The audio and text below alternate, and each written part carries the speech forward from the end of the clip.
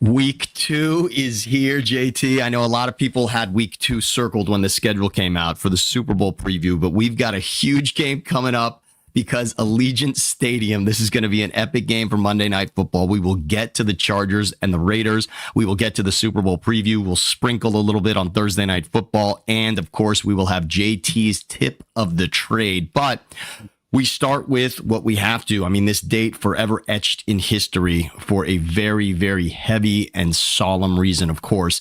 September 11th, there are many iconic sports moments now tied to this. And JT, for you, what a serious and significant day this was, obviously, to so many of us. But I know that you've got a story that just means so much, and I really want you to be able to share that here with us today. Yeah, 24 anniversary of 9/11. I lost a fraternity brother at the top of Cantor Fitzgerald, James Joseph Kelly, a fraternity brother of mine from my same hometown, which is really heavy. He's from Massapequa, Long Island. When the planes hit, he was above the plane in the South Tower. He, at the time, had 4 daughters below the age of 5 years old, including twins. So let that sink in. A dad of 4 young daughters, 5 and younger, including a newborn. He perished that day. I think about him often. I definitely grieve on 9/11, and it's heavy. And it's affected my whole life. I knew you when I was sitting in Sherman Oaks, California, in my bedroom with my son. Was born May 24th of 2001. And he was laying in the bassinet next to my wife and I when we turned on the Today Show and saw the towers burning, and my mother-in-law called. And that's how my day began. And it changed my life to this day. Never forget, I'm a New Yorker. And wherever you were on that day, we will never forget. So very somber day today. And there was a political assassination yesterday. A very difficult time in this country. And we don't talk a lot of politics or stuff like this when we feed and we live stream. But I think it's an important day today to remember those who lost their lives on 9/11. Absolutely. And a quick sports side to tonight. President Trump will be at your Yankees. He'll be at the Yankee game tonight. And of course, that incredibly iconic moment from that World Series with George Bush throwing out the first pitch. Again, this city and my cousin Jack, someone you know very well, was down there at Ground Zero, and he was sifting through and spent many, many days at that address and that location, which will forever be changed for all of us. So with that, we make the very difficult transition, JT. Yes, week 2 in the NFL is a wild slate. And of course, week 1 gave us so many incredible moments. That Sunday Night Football game is one that'll go down in regular season lore, certainly. Monday night was even fascinating. But week 2, we've got a Super Bowl preview. But I gotta take some time here. I was talking to our good friend Damon Bruce yesterday. The Raiders could be 2-0 for the 6th time in the last 30 years. Now, that's, again, getting to 2-0 it's more difficult than you think. Not that many teams start. Even teams that are winning the Super Bowl aren't always starting 2-0. So it's not just a slam dunk that you start 2-0. But the Raiders have an opportunity to be 2-0, with a significant opponent for what's happening with the Chargers. And considering what the Chargers just did in Brazil, because I thought the schedule worked out brutally for the Chargers, because I thought when you get your Kansas City home game, when you're in a division with the Chiefs and your home game becomes a neutral site game, that is a massive disadvantage. Yeah. The Chargers have 2 games circled on their schedule every year with the Chiefs if they're trying to win that division. And that home game against the Chiefs, you would think, is their best opportunity to beat Kansas City. That game goes to Brazil, and yet the Chargers found a way at the end of the game. Even when they made a mistake to end the first half, they still found a way to hold on, to run out the clock, to not give it back to Mahomes and win that game. So you've got the Chiefs looking at potentially going 0-2, and you've got now the Chargers and the Raiders with a chance to be 2-0 in that division. That would be a wild swing. And through 2 weeks, we get a lot of surprises. But JT, I just want to set you up for Monday Night Football, where the Raiders dominate over the course of their history. But this game is in Vegas. The Chargers coming to town. You spoke to Max Crosby. You've spoken to quite a lot of people. Set us up on how this game is feeling for the Raiders now with a chance to be 2-0. Yeah, a couple of things on this. First off, the Chargers might have played the best game in week 1. What was fascinating, I said on the air this week, is all the week one games weren't very good. I mean, the classic, which we get to Buffalo, Baltimore, Buffalo looked like garbage on defense, and Baltimore collapsed. So it was a great game, but both teams had flaws. So as I looked through, the Bengals beat the Browns. The Bengals were terrible. Oh, and they awful beat the second half. Browns. The Steelers needed a Jets kickoff return fumble. They didn't look good. The Jets and Justin Fields. The Commanders, 21 points against the Giants. Two teams looked great week one. The Chargers and the Green Bay Packers. Okay? So let me leave it at that first. Now, let's get to the Chargers. What blew me away about the Chargers' victory was the game plan. We all were led to believe that they were going to run. No, they threw it, which is what I've always said they should do. If I was the coach of Justin Herbert, I would throw every play of every game. He is elite. He's at next level. I know he's lost playoff games. He actually was the reason they lost last year to Houston. He's been a problem in big games. He's elite. So I thought they were going to pound the rock, shorten the game, and then maybe Harbaugh would win it late with a field goal. No. They had three receivers who had a big game. Herbert ran the ball, threw the ball. He was electric. Conversely, the Raiders won in New England. They had five receivers who caught 20-yard passes or more. So Geno aired it out. I think he was the FedEx Air Player of the Week. So Ashton Genty had a touchdown. Max played well. So this is a marquee game, and the Raiders need to win it because it's a home Raiders game, and it's their home opener. If it was the Chargers in week 7, we'd know the Raiders or the Chargers by then. We don't know these teams now. Pete Carroll's got to win this game.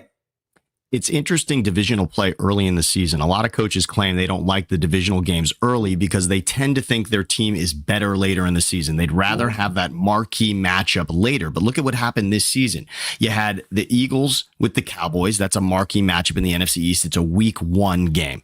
The Chiefs and the Chargers, that is a massive divisional week 1 game that you've got to stare at. And now week 2 to have Chargers and Raiders in Allegiant. And I want to talk to you about Las Vegas, JT, because first of all, you had the premonition decades ago to think that Vegas would be the epicenter for sports. You wanted to get to Vegas. You knew you had to get to Vegas. Not only did you get to Vegas, you set the stage, and then the Raiders came to Vegas, and the Knights and the Aces, and eventually the A's. Okay, that's what happened. You started it all. You opened the floodgates for Las Vegas becoming the epicenter for the sports. I mean, for the world of sports and betting in sports, of course. But what is happening with the Raiders? Because this is a home field advantage over the course of the history of this league, that we identify the Raiders and the Black Hole as having a home field advantage that is unlike going to play in other places. And yet, I see it here at SoFi. Sometimes those home games, those tickets go to the opponent. And I can't imagine Monday Night Football not being about the Black Hole. If I see powder blue all over that stadium, that's going to feel really awkward. Yeah, well, first off, there is no powder blue all over any road stadium, so it's not going to happen. But if it was, I've seen the Niners with massive crowds. Remember, we have the Cowboys. The Raiders have 2 Monday night games this year. Home opener Monday, and then the Cowboys. Okay, that'll be the test. And look, I've said this again. I'm not the ticket police. I don't go up to people and say, excuse me, like a police officer, can I see your tickets? Where are you from? Can I see your ID? People, this is year 6 for us. People still have not seen their team play in Las Vegas, the road team. So they're going to come. And what people need to understand on this, and Pete Carroll does, I've talked to Pete Carroll twice now. My interview with him this week is at Raiders.com. And Pete's aware of this because he did one preseason game. We only had one, and it was the Niners. And it was a sea of red. A lot of black, but a lot of red. So he's aware of that. And I'm aware of it because I'm voice of Raider Nation. I know this. So that'll change only when the Raiders win. Everybody's like, how's that going to change? Well, people are always going to freaking come to Vegas. People are always going to want to see their team play in Vegas. The only way it will end is when the Raiders win. And thanks for that stat about the Raiders not going 2-0, because if they go 2-0, they're on a very short week. Oh, thank you, Roger Goodell. Back east to play the Commanders. Excuse me? Wait, the Commanders are playing tonight, right, Sam? Okay, so let me figure this out. The Commanders are playing Thursday night, correct? Yeah. And then you're going to give them a home. You're going to give them a home game against the Raiders after the Raiders are playing Monday night. So let's do the math. They'll be off Friday, Saturday, Sunday. They'll watch the Raiders Monday, Tuesday, Wednesday, Thursday, Friday, Saturday. 9 days off to play the Raiders after the Raiders already went to New England. Oh, they went on their farthest trip of the year because they're not playing Miami. Wow. Really? Okay. We're keeping an eye on this shit. We're keeping an eye on it. It's a sneaky tweak, and a lot of people like to look at the miles traveled when you're checking out a schedule to say that a team got screwed. You look at the miles, but you're right, JT. It's about counting the days, because what happens is now with the international travel for games, they really want to the league wants to take care of those teams first, make sure that teams are off a certain amount of days if they've gone to London or Germany or Brazil, etc. But this is a wild swing with that amount of days as a difference, because normally what they'll do is they'll try to take two teams that played on a Thursday and then give them both a short or a long week coming off of that. But that is absolutely awful. So yes, huge opportunity. If you're going to circle Washington as a loss, as a road game for the Raiders, you'd like to be 2-0 going into that with a win in the division. Now, I want to talk a little bit about the New England game week 1, because I have been even more bullish than you. A lot of people claim, oh, JT, you're a homer for the Raiders. I hear that a lot. You know what? And I would say this much like Troy Aikman does an amazing job of being level, even if he calls a Cowboys game. You've done a great job of tempering expectations around the Raiders your entire career. You spent 30 years with this team. You understand what it looks like to go to a Super Bowl, and you understand sometimes that things unravel in a season. I'm the one who was bullish about this offseason. I said there's no way the Raiders won't look different. If you've got a new head coach, a new offensive coordinator, a brand new running back that's supposed to take over this league, and a new quarterback, and you signed the best defensive player maybe in the last 30 years for this team, then your team is going to be poised to do something a little different this season. Through 1 week, that is correct. I don't want to overreact and say that 1 week is going to just multiply times 17 games, but that was impressive. It was Vrabel's first game coaching with the team that he is iconically identified with, and people have New England as a team that's supposed to take an uptick this season because they were excited what they saw to Drake May last year. What stood out, if you had to say one thing, what stood out the most about watching the Raiders in New England week 1? Pete Carroll. Here's why. He took a team into a hostile environment in the rain, had them ready to play, and made halftime adjustments. The Raiders, and I see our buddy Drew in the chat. Yes. When the Raiders travel east, they don't travel well. Pete Carroll is the greatest coach in modern NFL history to travel east. The numbers are insane. So he goes a day early where the Raiders were traveling in Antonio Pierce and McDaniels the day before. He said, no, we're going to follow the Seattle model. They did. Geno came out, threw a touchdown to Trey Tucker. It was gorgeous. Raiders were driving to go up 14-0. Geno threw a pick on a tip ball. And then the Raiders, the rest of the entire first half were non-existent. Now, if Geno would have scored on that play and scored again, Geno would have threw for 450 yards. Geno was unbelievable, even with a pick. And Pete Carroll, who I talked to yesterday, took him in for halftime adjustments. Bingo, bongo, over. He's the best. He's better than Vrabel. He's better than Harbaugh, in my opinion. I won't say Andy Reid because of Andy Reid's recent success. Better than Sean Payton. We got the guy now. And the Raiders, Sam, they did not falter from their game plan. They didn't say, well, it's raining. Let's run the ball. Ashton Genty had less than 40 yards, but he got a touchdown. Very important. 5 receivers had a 20-yard catch or more. So they didn't shut it down due to the rain. Bowers had over 100 yards and 5 receptions. Everyone touched the ball.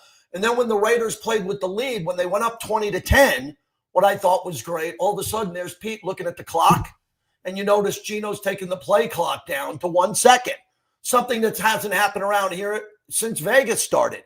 So completely a Pete Carroll victory. I give Pete Carroll a good chance with the game plan against Jim Harbaugh. We're not playing boy blunder, Brandon Staley anymore, where Staley would give us the game late. We got to go up against Jimmy Harbaugh. So maybe the most memorable game of recent history with the Raiders in the regular season would have been the last time they went to the playoffs when they finished the season against the Chargers, JT. That was that game that was ultimately play to get in or out. Staley blew it. The game could have gone to overtime. Staley completely melted down in that game. That's likely why he's no longer the coach there and has an awful reputation amongst Chargers fans. But that was the last time. Remember, for those that think the Raiders haven't been there in a while, no. That team lost barely on the last moment to the Bengals team that ended up in the Super Bowl against the Rams. So it's not that long ago that you had a Raiders team vying for something special in the postseason. And I want to remind everyone, this game with the Chargers and the Raiders, as great as the rivalry is between the Chargers and the Raiders, can I say that it is now ticked up another level? You said it, Pete Carroll. And remember this, Pete Carroll and Jim Harbaugh, JT, we're talking NFC West with the Niners and the Seahawks, prime Crabtree versus Richard Sherman, playing for a chance to go to the Super Bowl. And, of course, remember Carroll and Harbaugh, Stanford and USC. This is an awesome history between these two coaches. And now we get to see on Monday Night Football, it is renewed. The rivalry in the AFC West of note is Harbaugh and Carroll. And we get to see them go up against each other on Monday night. What is it to you? You mentioned Herbert, but what is it to you that is going to make the biggest difference in this game Monday night as we are now days and days away from it? Great question. I have the answer. Running the football. Ashton Genty is the difference, and here's why. The only way you can beat Justin Herbert is watching his ass on the bench. Now, Geno can win in a shootout against anybody. So if this game goes 35-33, Geno can do it. This is not Gardner Minshew. This is not Aiden O'Connell. This isn't Jimmy G. And with all due respect to Derek Carr, Derek was good in a shootout when he needed to. This is next level with Geno. So no one's going to run away and hide on Geno without Geno going down with a fight. But this has to be Ashton Genty's running game. The Raiders' offensive line is still unproven. Pete Carroll told me yesterday when he decided to go with these five, Sam, it took him to the end of the preseason and the entire offseason to come up with the five. Well, those five gave up 4 sacks in New England, and they couldn't run the football. They couldn't get a push at the line of scrimmage. Okay, so we're going up against Khalil Mack. We're going up against a pretty good Chargers defense. Mack has owned the Raiders. He's owned the Raiders since he's left. You got to run at Mack. He's an aging Mack. He's very good. You got to run at him with Ashton Genty. And Ashton Genty is able to pick up first downs on second down. And what I told you before, 2nd and 4, 2nd and 5, we don't need Genty to make it 3rd and 1. Whenever the Raiders get to 3rd and 1, I lose my effing mind. Because 3rd and 1 means if they don't get a first down, they're going to punt again. That's all we've been doing since we moved to Vegas is punt. So we have to run Ashton on 2nd down, follow me, for first downs, not 2nd downs to get the 3rd and short. If Ashton's able to run, then Geno can go play action. And that changes everything. You got to put Derwin James in the box to slow down Ashton Genty. And then you can go over the top of Derwin James because he's kind of keying on Genty. So remember what I said. If the Raiders don't run the ball, they don't win. If the Raiders run the ball, they have a chance to win. Well, 2 points and we'll move on. We'll get to the Super Bowl preview between the Chiefs and the Eagles, which I know the Chiefs are not looking to go 0-2 here to start their season. But a couple things. Now, Bowers, who obviously is the number one target offensively when you look at this team, Bowers was a little dinged. And look, I want to remind everyone, the backup in Mayer is such a nice thing to have. If you look, there were key plays in that game where Mayer played a huge part in New England when Bowers couldn't get on the field. That's nice to have in your back pocket. What's it like? What's the relationship? There's actually a tight end room in Las Vegas. Not a lot of teams that have depth at tight end. The Raiders really do. It's special to see. There's not a lot of teams where you got 2 tight ends that are catching the ball the way the Raiders have it. Yeah, they got Michael Mayer, who got a couple of big catches. And Michael Mayer coming out of Notre Dame was as hyped as Brock Bowers coming out of Georgia. Brock Bowers was a better player because he's more of a hybrid receiver, but Michael Mayer at Notre Dame was a monster. He had a personal issue last year, so he missed most of the season. And then the Raiders failed them. Josh McDaniels never got him the ball. Now Chip Kelly has got him the ball. Remember, Chip Kelly's making $6 million. That's the most money ever paid for a coordinator in the history of the NFL. Chip dialed it up pretty good in New England, right? Dialed it up pretty good. Now he's got to dial it up again against the Chargers. So, yeah, the Raiders, Jacoby Myers, look at what he did week 1. Had a monster game. CeeDee Lamb dropped 3 balls. 2 of them would have ended the game. Yes. Okay, I'm not saying that Jacoby Myers is better than CeeDee Lamb. I just told you he is. Then you got Jacoby Myers, Trey Tucker, who caught a touchdown. You have Michael Mayer. You have Brock Bowers, who got nicked up in that game. We'll see what happens. You have Dante Thornton, 6'5", who runs a 4.3. And then you got their 2nd-round pick, not their 5th-round pick, Jack Besh, out of TCU, who caught a ball. Then you got Raheem Mostert, who didn't play in that game. And then you got Zamir White, who's their hammer. The Raiders are fine when it comes to their toys. It comes back again to the offensive line.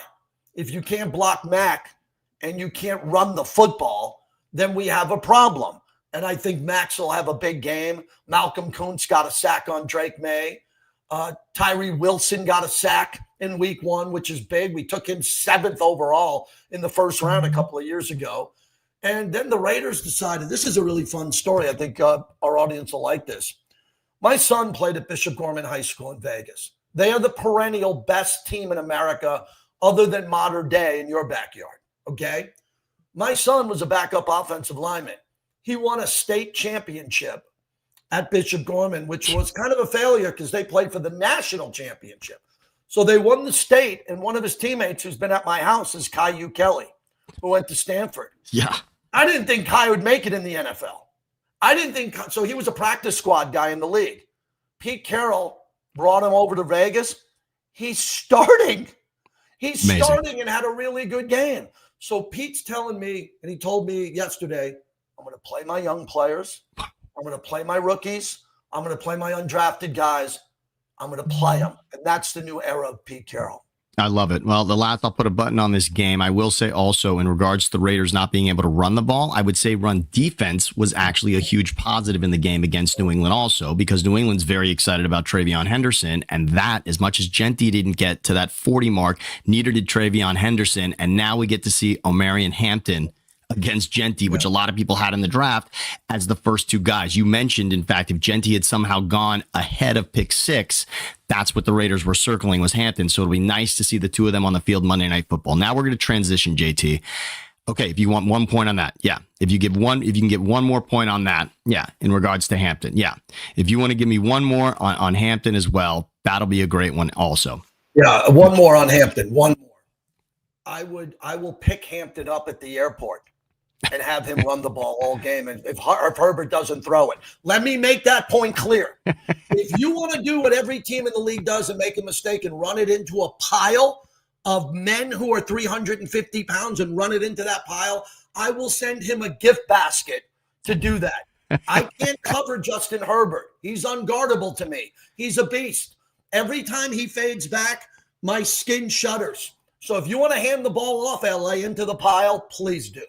And JT, I just want to give you one chance to tell everybody the greatest throw you've seen. You've been with the Raiders 30 years. You've been watching football your whole life. And you say there was one throw by one guy that you would have as number 1 on your list of a play that you've seen in a game live. Please let us know what it is.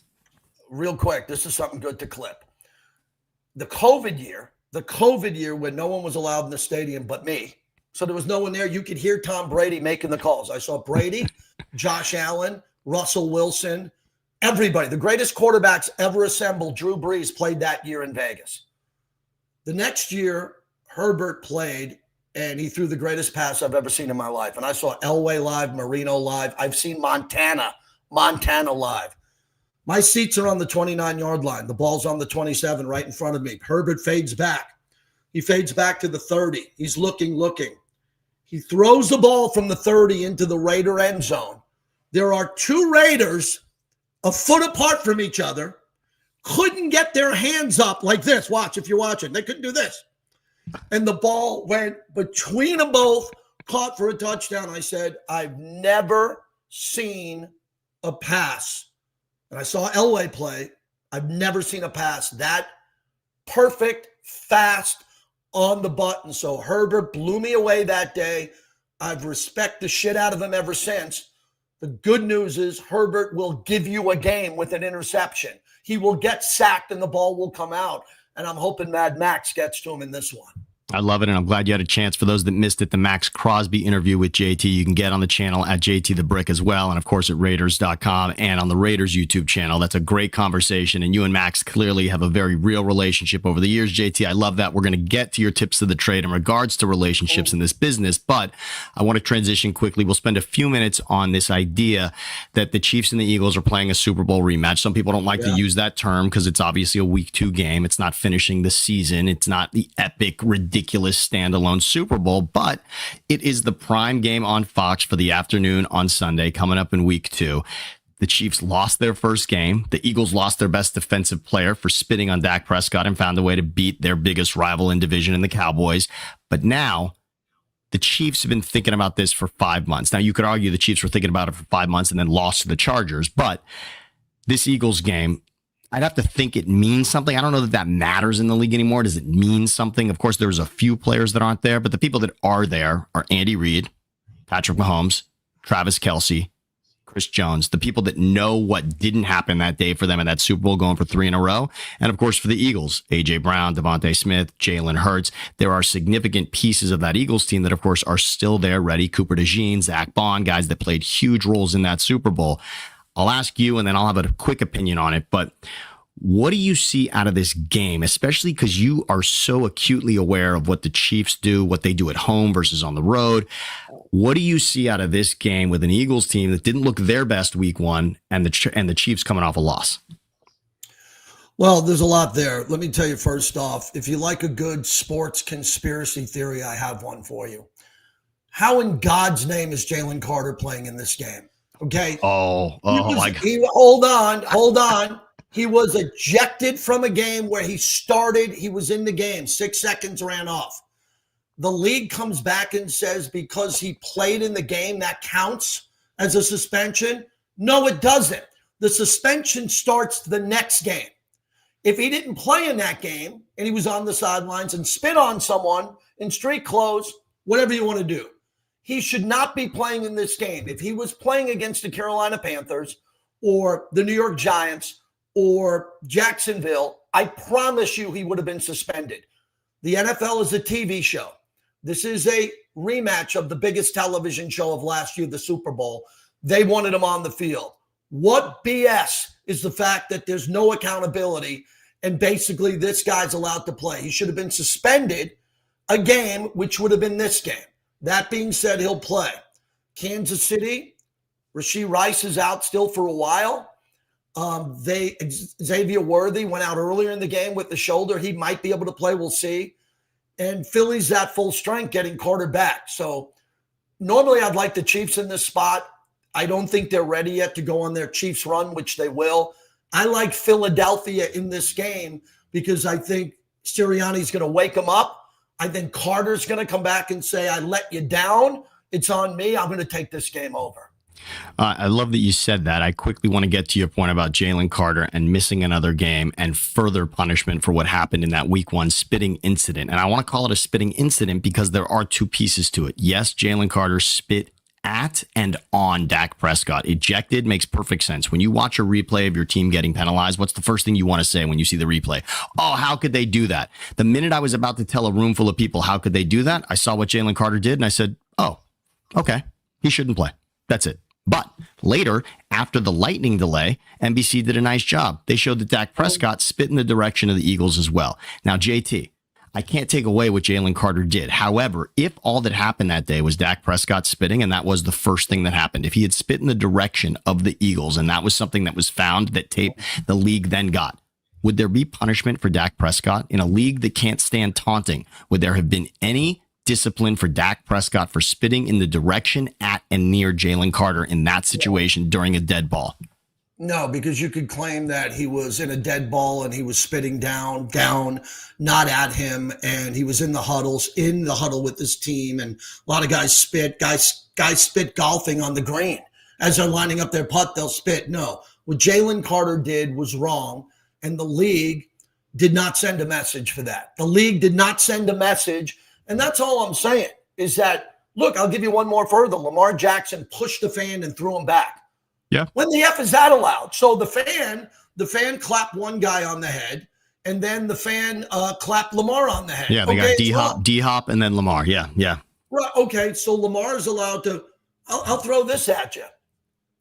If that was a Raider quarterback taking someone and throwing him backwards in the stand, would the Raider quarterback been suspended? I think we know the answer. I think so. I mean, the league is not sending proper messages. Oh, you're allowed to throw a fan backwards if he kind of hits your friend. You're allowed to spit on someone and not miss a game. When Dak Prescott was spit on, he was spit between the Walter Payton Man of the Year patch and the C Captain's patch of the Dallas Cowboys, and didn't get anything other than his game check taken away from him. Well, you were kind of going to take his game check away from him because he didn't play. If he played and you took his game check away, maybe that's a message. He didn't play in the game. But I like your Eagles in this game. If the Raiders win, they're up 2 games on Kansas City after 2. Oh, boy.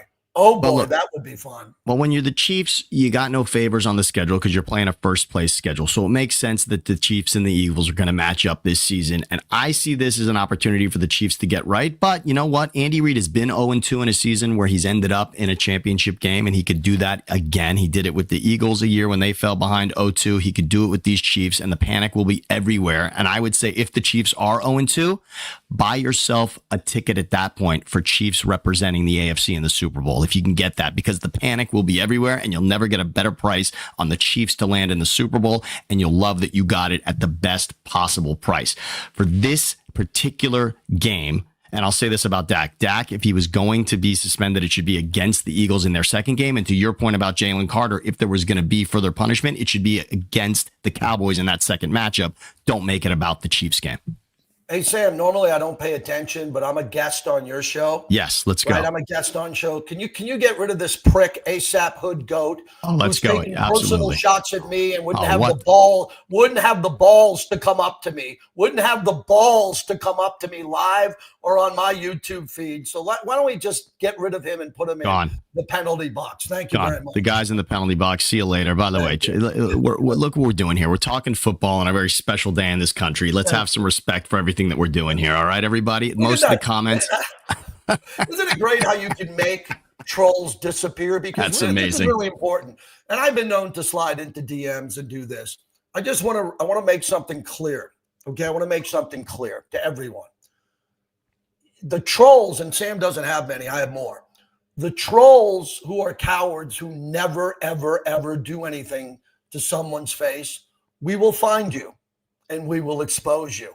Back to the football talk, baby. Love it. Let's go. All right, JT, before we get to the tips of the trade, you did a nice job breaking down what we could see here with the Eagles and the Chiefs. I see this as a game where, again, if there's going to be a difference between the Super Bowl, maybe the biggest difference was, remember who the star of the Eagles was not on Super Bowl Sunday? Saquon Barkley. Saquon also had a pretty subdued game in week 1 against the Cowboys. Feels like perhaps 2 things could happen that would be different. Number 1, the Eagles didn't blitz once on Super Bowl Sunday and got to Mahomes the way that they did. I think Fangio is going to have to come up with a different game plan. If it works again to not blitz and sack him 6 times, congratulations. I just don't see that as the case. And I would say there'll be a different offensive scheme for Saquon to get him involved in a way that he really wasn't in the Super Bowl because he ran into a brick wall every single time. But let's move to Thursday night football now, JT. We got a game tonight, and it's a pretty great game because you said that the 2 teams that impressed you the most week 1 were the Chargers and the Packers. The Packers took on their number 1 rival of note right now in the game, which is the Detroit Lions, because that's in division. And that game wasn't close. That game was not close at any point in time. The Lions looked out of sorts, and the Packers looked as good as they did the day 2 seasons ago when they smashed the Cowboys in Dallas in the playoffs. That's how good Jordan Love and the Packers looked. But Jaden Daniels is supposed to. I don't know why this is just, everyone just says because CJ Stroud had a sophomore slump, Jaden Daniels is supposed to. I don't know. I don't really know what the logic is behind that, but apparently it's just going to happen. Didn't look great through 3 quarters against the Giants. But again, at the end of the day, you'll look back at a week 1 score that's 21-6 and you'll say, okay, Washington handled the Giants. But how do you see this game tonight in Green Bay Packers with the chance to say, all right, we're here. We took on an NFC contender. We knocked out the Lions in Washington and we're 2-0. But how do you see it for tonight? Well, Sam, I picked the Packers to go to the Super Bowl. My Super Bowl pick was Buffalo over the Packers. Buffalo should have lost game one. I got a new podcast, little plug, Lay in the Wood with Rod Woodson. He's the analyst. He's the analyst for the Ravens, travels with the Ravens. It's great. Ravens might be the best team in football, and they should add that win. I bring that up because Micah Parsons, the back in Oxnard, I thought he was faking that. He was ready to go. Jerry, that was his ploy. I'm going to lay on the bench. I don't feel right. I don't want to get fined, so I'll go. But when he got to Green Bay, the rumor was the back was a little bit tweaked, and he owned Penei Sewell, who's an all-pro, not a Pro Bowler. He owned him. So Washington doesn't have a player like Penei Sewell, not even close. Nope. So I believe because it's a home game, and again, how did the Packers get 2 home games against Detroit and Washington to start the year? I don't know. Also, a little inside baseball. Sterling Sharp, who I was at the Hall of Fame with, he got in with Eric Allen. He's getting his Hall of Fame ring tonight. Nice. They bring the Hall of Famers back. That's his night tonight. Crowd will be great. It's T-shirt weather. Fans will be going. I like Jaden Daniels a lot. Packers at home, just too much. I think they'll run it with Josh Jacobs. If this game was in Washington at the Commanders, I'd go Washington. I think the Packers win this game by 4. I think they find a way to get a late field goal to add on to their lead late, and they win the game. And I think it's going to be a great game. I mean, Al Michaels has got to be excited. He gets a good Thursday night game. Our friend Carissa gets a real good game compared to some of the dogs that they've had the last couple of years. This is the big one. You know, Amazon has changed that, and I'm sure they're obviously chirping at the league about making sure that Thursday night isn't a throwaway anymore to just get a standalone game, you know, kind of under the rug. Now it's about having a marquee game, and this certainly feels like one. And frankly, it didn't change from week 1 into this. Both teams are 1-0. This game, you said 4 points. It's amazing how Las Vegas knows it's a 3.5-point line tonight. And so that makes perfect sense. I like it as a 4-point game. I see the Commanders being incredibly involved throughout this whole game.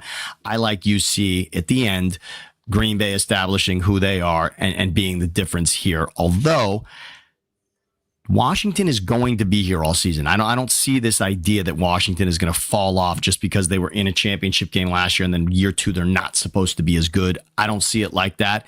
And Green Bay is clearly established as the team to beat in the North now, but tonight gives a great one. All right, JT, before we get out of here, the most important thing we do, and we don't like to keep JT more than 45 minutes. That's the rule, everybody. It's 45 minutes and out. 45 minutes for free. 45 minutes. No, so you know what the shirt's going to say? I want to stop you for a second. This is an inside joke because we're like brothers. We love each other. We're great friends. I listened to a podcast called Smartless. Smartless is Jason Bateman, Sean Hayes, and Will Arnett. And it's 3 friends talking. And they're celebrities, and they talk. They sold their podcast to SiriusXM for $100 million. The podcast that I do with you now, but the one I do with Looney, my friend forever, is better than theirs. And we make like $11 a month.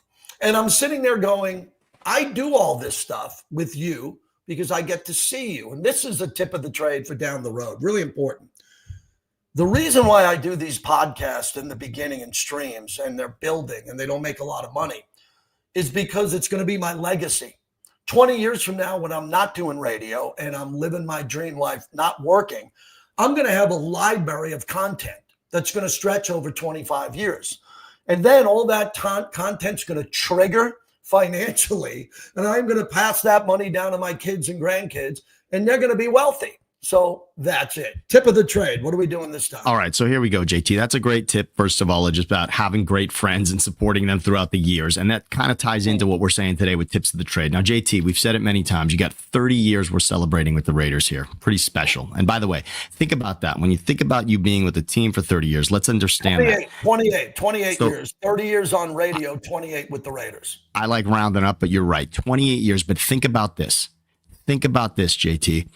Different radio stations that the Raiders have been affiliated with, different cities that the Raiders have called home, different owners, technically, of the team.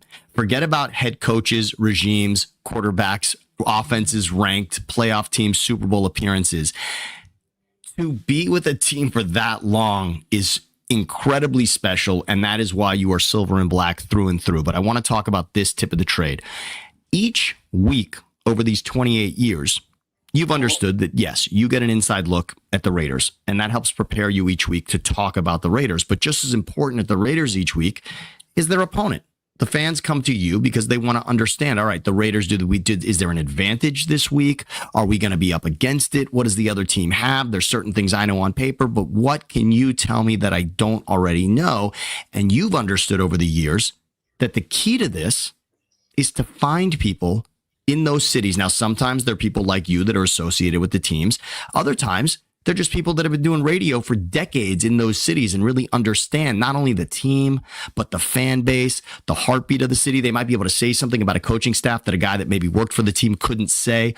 You love finding the people that have a voice that represent the opposition. And that has stood out in preparing people, preparing yourself, getting your mind right, heading into a Thursday, Monday, or Sunday where the Raiders are taking on the Patriots, the Chargers, the Chiefs, the Jets, whoever it's been over the years.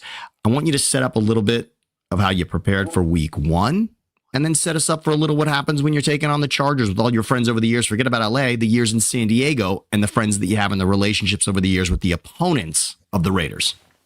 Yeah, the San Diego Charger game to me was the favorite game of the year for me because I lived in San Diego and I'd go there and I'd get a mini work vacation. You and I would go on a boat. On that boat would be a lot of entertainment and cocktails and fun. We'll leave it at that. I missed that trip. But the tip of the trade is I reach out to names on the other side. Some people call it behind the enemy line. So last week with the Patriots, Tom Curran, one of the biggest insiders in Boston history, Greg Bedard, a monster, and Andy Gresh. All three of those were booked weeks in advance to come on. Today with the Chargers, I have the franchise, Lee Hacksaw Hamilton. I have Scott Kaplan, who's on ESPN in LA, covers that region. So when I have all my regulars on, my insiders, then I'm able to have another insiders, but that takes relationships. So the following week, they're at Washington, and I'll have 2 or 3 guys that I reach out to every 2 to 3 years. I book them in advance. I go on their shows, which is a little bit of extra work, but they come on my show. So the trade this week for sports radio is if you don't have a producer, if you don't have someone in your building that has a Rolodex, you better have me reaching out to the other team, their media director, and saying, hey, can I have your play-by-play voice on? Or calling a legend. When we play Washington, I already booked Joe Theismann. He's coming on. So I'm going to talk to Joe. And I think that enhances a radio show because you got to hear the other side. Yeah, the Raiders, when I do my Raiders show, which is coming up here in an hour, it's heavy Raiders. But I like to stop and say, wait, let's hear what the other team is doing. Well, it's brilliant, and here's why it's brilliant. Number one, they aren't just relationships and guys that remember talking to you. You like to go a layer underneath. You like to make it about friendships. You like to really feel that you know these people. And over the years, not only are you talking on their show and having them on your show and you on their show, you've also, when you travel to these cities, you love to check out and get a sense of the local radio. Now, you've just been a fan of over the years, but you love getting to a city, traveling to a city, whether it's with the Raiders or anywhere else, and identifying who's got the pulse of this city. You have taught me about the legends that came before us and what they've defined in certain cities. You were the first guy to point out Mike North at a Radio Row to me and said, that's the guy, Sam. You know about Mike and the Mad Dog, but in Chicago, this guy used to sell hot dogs. He's a fucking legend in this. And I remember I marked that day and said, wow, each city's got a Mike North, and JT understands how to know that guy because you always were interested in how did they get where they ended up and how have they kept their audience this long. And that's been the key. Yeah. And I like that. I like talking to people in our industry that have respect for me and I have respect for them. And then you can do some good radio. And, now we're crossing over and you're helping me a lot on how to put them on the stream so you can see them and do all that. And we're evolving with that. But to wrap it up with the Chargers, as Al Davis once said, and Drew knows this, the quarterback must go down. In the first 15 plays, the quarterback must go down. Now we're living in this soft NFL society that happened right before us. We don't kick off anymore because we don't want anybody to tackle someone with a running start. Well, we're not allowed to tell the coach, or we can't surprise the coach in the first quarter with an onside kick. No. Someone might get a concussion. We have to tell the coach that we're going to onside kick. But I can tell you this, I don't want anybody to get hurt. No injuries. I'm not predicting injuries. Justin Herbert needs to go down hard. No 15-yard penalty. I'm not saying personal foul, roughing. He needs to release the ball and get drilled in the ribs and piled into the ground so he knows that Max Crosby's in the building. He knows he's there. But the only way to beat Herbert, who wears that diaper around his chin, and I love that. That's my new thing. I want credit for that. Everybody has a chin strap. It used to be, Aaron Rodgers has this little chin strap, little one. He puts it around his chin. Justin Herbert has a diaper. Someone gives him a Pampers diaper and they fold it and he puts it under his chin so you can't see him. And he has a diaper. That's what I call it, the diaper. And the diaper does what? It protects his jaw. Give me a break. You're playing football. So when next time you see Herbert with that close up with that diaper around his chin, let him know we're coming to get him.